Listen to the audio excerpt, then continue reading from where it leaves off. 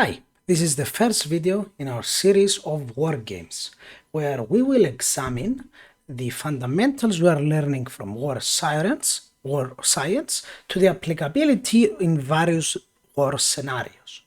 Now, this is accompanied to the video making about breakthrough and the fundamentals, and specifically about Blitzkrieg or German School of War approach, and some even disagree that this is called the German school, but it doesn't matter, is the idea of fast mobility, disregarding of losses, and with primarily focus of the encirclement of enemy forces. Now, let's get directly into the scenario. Now, we have a scenery here where we have these defensive positions. So with red, we have the one side, with black the other side. Wherever you see the signal, the sign A, it means it's armored. Wherever you see M, it's mechanized. World War II example, this will be. The rest are just based infantry divisions. And we're assuming here that the black force are a bit stronger, have air support and so forth. No, not going to get much into detail. Now, with the white, you can see the front line. Now, at the first stage, we can see their maneuver and their objectives. And here's where breakthrough comes in. The the black force will aim to break through at this moment, at this place here, using heavy air support accompanied by artillery and shock primarily, with the aim of dislodging the enemy as fast as possible and with as much concentration of force as possible.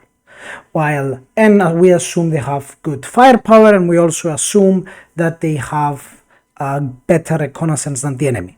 While Team Red will mainly focus on attacking the southern side, and with their armor force thinking, not knowing, for example, that the Team Dark will attack on this side. Now, as the battlefront continues, and the Team Black managed to break the first line of defense, what they plan to do later on is, and this is where the German idea comes in, is not about expanding the bridgehead, it's about being able to exploit it. The exploitation phase is the most important. So whatever comes, the personal initiative of the officers is what we will decide the battle. In this scenario, it's a bit confusing here. The armored units will strike to capture and completely close the supply lines of the enemy. That will imply the bridges, and as well as the other roads. At the same time, they will try to maintain a good defensive position as long as possible, using one of their infantry divisions, one of their mechanized mobile divisions.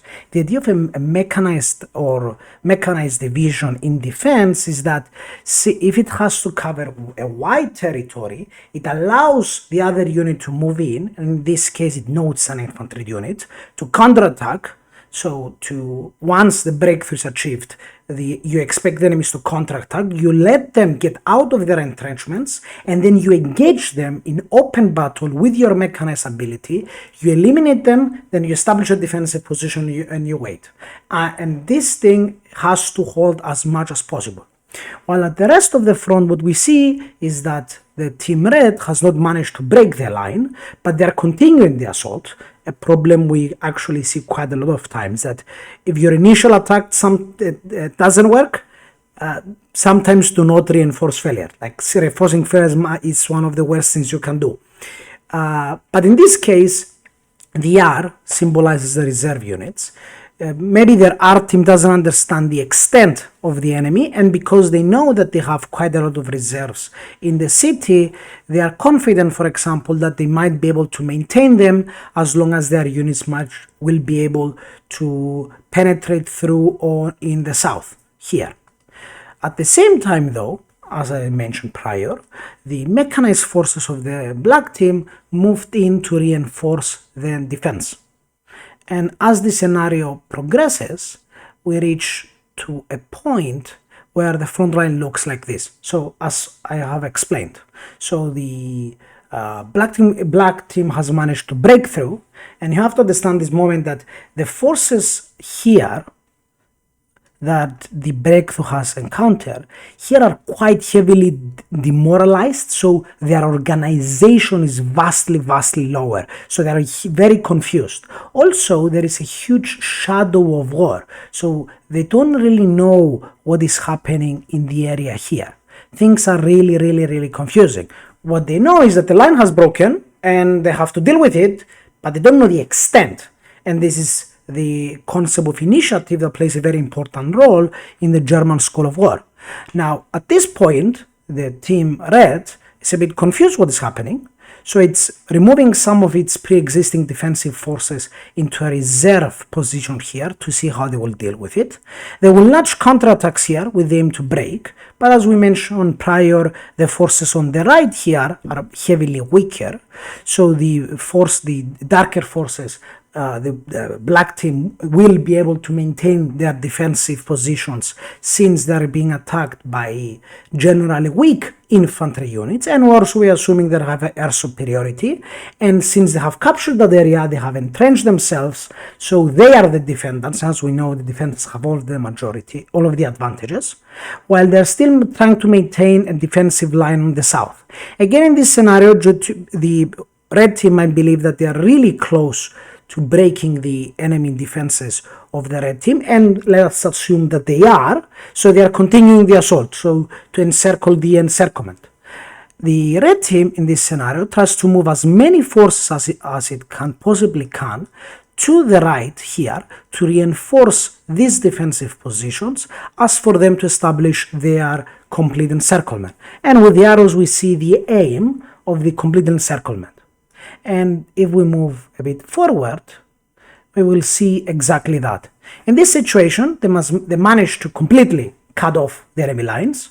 So the last remaining jobs of the black team is to capture the last remaining territory as to avoid any counterattacks coming from the north from the enemy.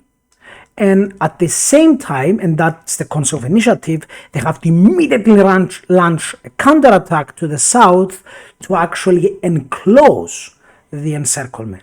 Now, they may choose, for example, to attack on many directions. This is just an example. The idea here in the Blitzkrieg is that once you have achieved the initiative, once you have achieved the shock, you also assume that the enemy is generally demoralized. So their morale has fallen, their ability to fight, their organization has fallen, and panic runs in. And what I show here is actually a lot of examples in the early stages of World War II of units panicking and completely rushing backwards, retreating, trying to hold up their positions. And as we will see in later videos, retreating is one of the hardest operations you can execute. And in this situation, the black team launches a counterattack across the front, even if they don't really have the forces to be able to destroy the enemy, just to pin them down to allow their armored forces to eliminate the breakthrough. Now, yes, the objective is to capture and encircle as many troops as possible, but also to be able to achieve an encirclement. And this scenario will evolve into something of, in those lines, where,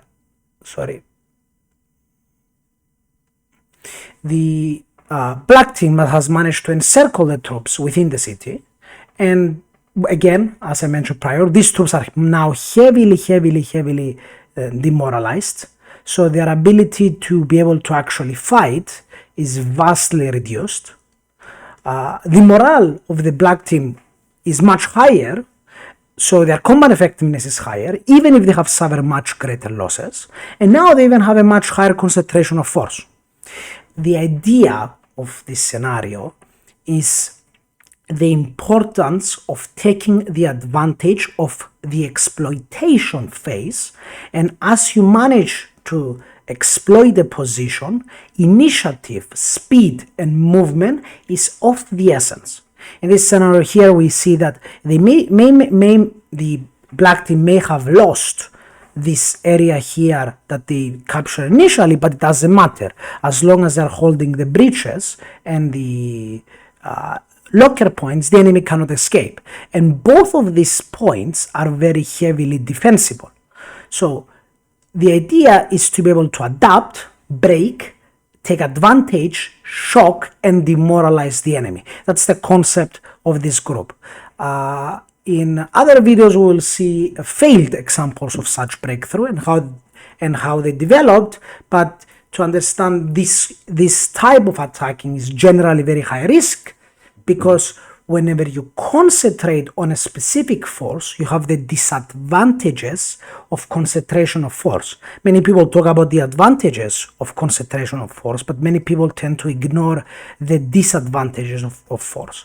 The disadvantage of enemy force is that if you have, for example, too many concentrated units at one point, and the enemy is holding a good position, a defensive position, for example, or on a hill, and they are defending, and you have massive amounts of concentration levels, yes, your troops are very strong because they are concentrated and they may be able to break the line, but because they're so concentrated in such a small area, each artillery piece that hits the enemy will cause disproportionately more damage. Demoralization will be much harder, and as well as organization. Units will start getting mixed up one with the other, reconnaissance will massively be reduced, enemy air power will become much more effective. So while concentration of force is very vital when you want to achieve breakthrough, in many cases maintaining such concentration for a long time without being on the defensive is generally disadvantageous. To be advantageous is when it comes to the defensive, when you have entrenched positions, so ducked in positions, so you don't get the negative effects of concentrations of force, as well as the fact that you consume more resources. So this has been the video, a generally short one. If you have any comments, please like, subscribe, tell them so, and I would like to see your feedback, and see you next time.